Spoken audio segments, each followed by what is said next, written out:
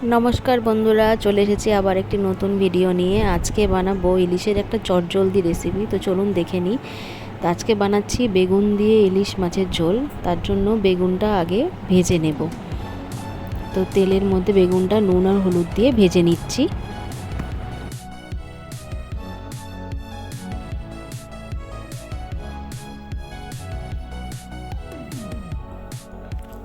বেগুনটা ভাজা হয়ে গেছে, এবার আমি বেগুনটা তুলে রেখে নেব। বেগুনগুলো তুলে নিচ্ছি। এবার তেলের মধ্যে কালো জিরে ফোড়ন দিয়ে দিলাম। এবার কালো জিরে আর লঙ্কা বাটা দিয়ে দিয়েছি, আর বাটিটা ধুয়ে একটু জল দিয়ে দিলাম।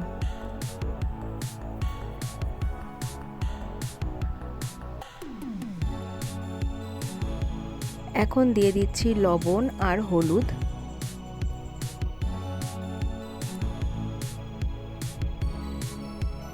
দিয়ে মশলাটা কিছুক্ষণ নাড়িয়ে নিয়ে আস্তে আস্তে মাছগুলো নুন হলুদ মাখিয়ে রেখেছিলাম সেগুলো দিয়ে দেব।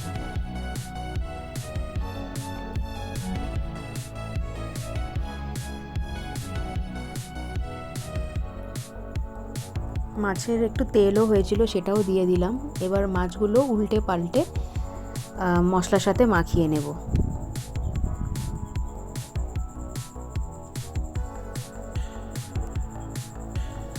এবার কিছুক্ষণ ঢেকে রেখে দেবো রান্না হওয়ার জন্য। তো মশলাটা কষেই এসেছে পুরো। এখন আমি জল গরম করে রেখেছিলাম, সেই জলটা দিয়ে দিচ্ছি। একেবারে ঝোলের পরিমাণে জলটা দিয়ে দেব।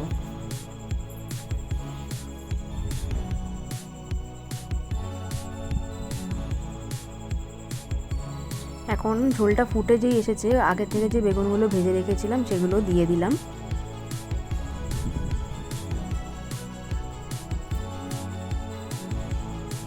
আর একটা কাঁচা লঙ্কা ভেঙে দিয়ে দিলাম ঝোলের মধ্যে।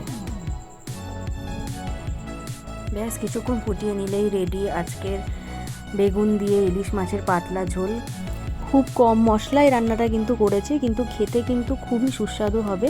তো আপনারা বাড়িতে ট্রাই করবেন এবং জানাবেন যে কেমন হয়েছে। আর রান্নাটা ভালো লাগলে অবশ্যই ভিডিওটিতে লাইক করে দেবেন এবং চ্যানেলটি সাবস্ক্রাইব করে আমাদের পাশে থাকবেন। তো আজকের মতন টাটা, আবার দেখা হচ্ছে পরবর্তী একটি ভিডিওতে।